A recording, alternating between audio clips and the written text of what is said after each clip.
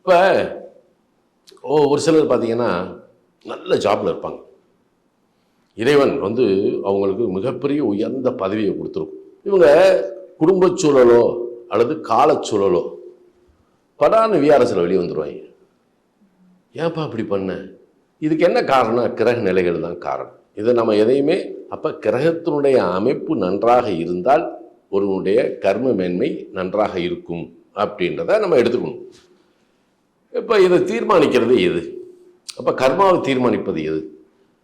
அப்போ ஒரு ஜீவன் இந்த உலகத்தில் அது ஓரறிவாக இருந்தாலும் சரி, ஆறறிவாக இருந்தாலும் சரி, பிறக்கும் போதே மனிதனுடைய ஆயுளையும் தீர்மானிச்சுட்டு தான் பிறக்கிறான்.